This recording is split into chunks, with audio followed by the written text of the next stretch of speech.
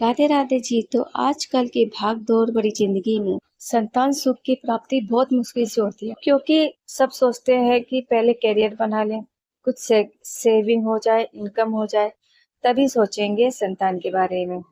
तो ऐसे ही एक जोड़ा था, उनकी शादी होती है तो वो भी यही सोचते हैं पहले करियर बना बना लें और सेविंग हो जाए। फिर उसके बाद करीब करीब 45 साल की उम्र में उनको संतान सुख की प्राप्ति होती है। वो दोनों पति पत्नी बहुत खुश होते और भगवान जी का, ईश्वर जी का लाख लाख शुक्रिया अदा करते हैं।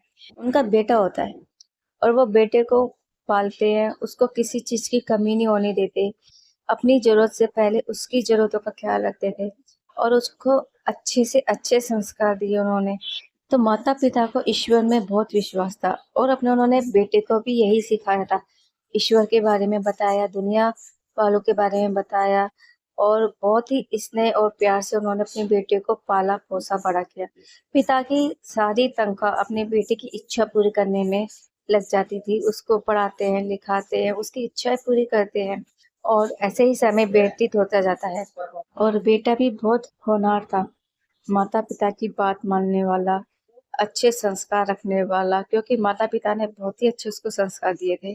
और सबके लिए अच्छा सोचने वाला, अपने घर वालों के लिए और बाहर वालों के लिए भी अच्छा सोचने वाला। तो ऐसे ही धीरे धीरे समय व्यतीत होता है और बेटे की पढ़ाई पूरी हो जाती है। अब पढ़ाई पूरी होने के बाद बेटे की अच्छी मतलब कंपनी में नौकरी लग जाती है, अच्छी सैलरी होती है। तो महीना पूरा होते ही बेटे के मन में ख्याल आता है, सैलरी मिल जाती है उसको बेटे को, तो ये सोचता है कि मेरी माँ की एक इच्छा है जो मुझे पूरी करनी है।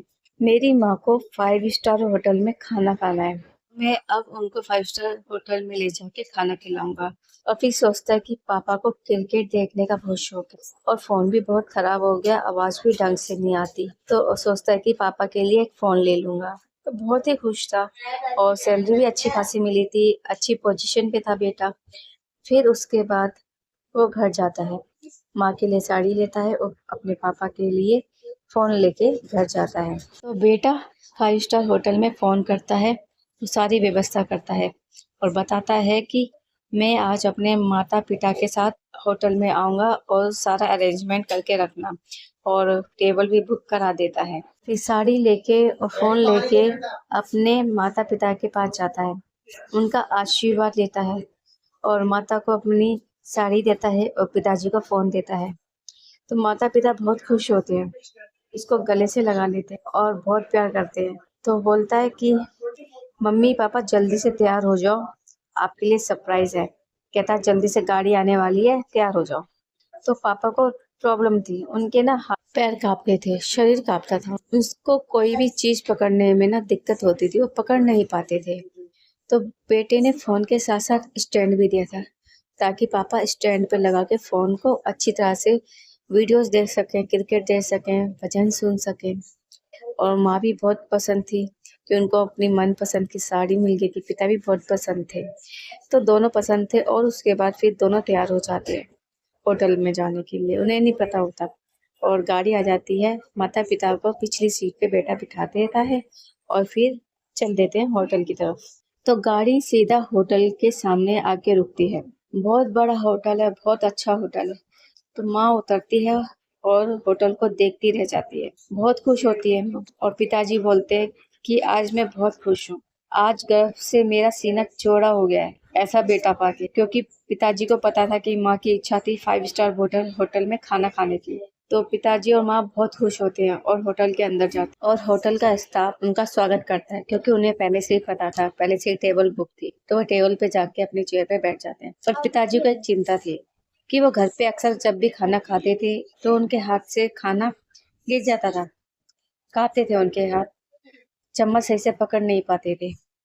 तो उन्हें यही डर था कि आज 4 लोगों के आगे खाना कैसे खाएंगे। सब बहुत खुश थे, पिताजी बहुत गर्व महसूस कर रहे थे। पहली बार 5 स्टार होटल में खाना खाने आए थे कि आज हमारा बेटा हमें लेके आए 5 स्टार होटल में खाना खिलाने के लिए।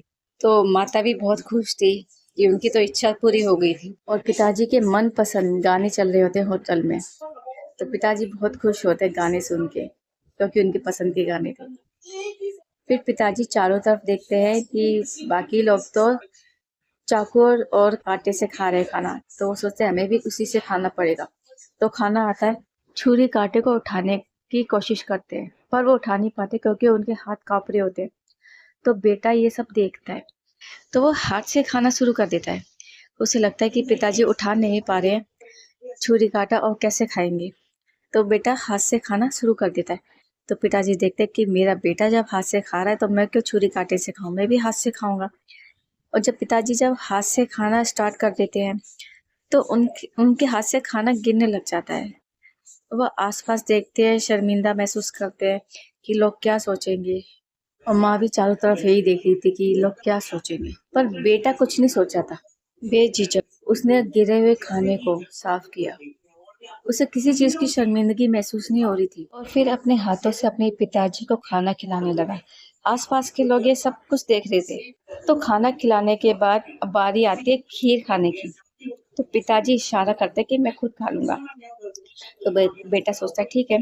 पिताजी अपने कांपते हाथों से खाना स्टार्ट करते हैं पर हाथ कांप रहे होते हैं, खीर गिर जाती है। तो पिताजी को बहुत ही असहज महसूस होता है। तो बेटा आता है और खीर को साफ करने लग जाता है और खुद फिर पिताजी को खीर खिलाता है। फिर खाना हो गया, खीर भी खा ली। फिर उसके बाद बेटा पेमेंट कर देता है और अपने माता को 500 रुपये देता है कि ये आप दोगे। तो माता वेटर को 500 रुपये ट्रिप में देती है क्योंकि माँ की इच्छा थी कि 5 स्टार होटल में खाना खाना है, इसलिए वो माँ के हाथ से ही वेटर को ट्रिप दिलवाता है कि बड़ी इच्छा थी 5 स्टार होटल में जाके वेटर को ट्रिप दे। तो वो माँ के हाथ ही ट्रिप दिलवाता है। फिर उसके बाद फिर बेटा पिताजी के कपड़े सही से करता है और फिर वहाँ सब लोग देख रहे होते हैं कि एक बेटा अपने माता पिता का कैसा ध्यान रख रहा है। तो वहीं से एक लड़की आती है 22-23 साल की और कहती है कि आपसे कुछ पूछूं। तो वो कहता है हाँ पूछो। कि आपको बिल्कुल भी शर्म नहीं आ रही कि आप खुद अपने पापा को अपने हाथ से खाना खिला रहे हो और उन्होंने खाना गिरा भी दिया, आपको बिल्कुल बुरा नहीं लगा।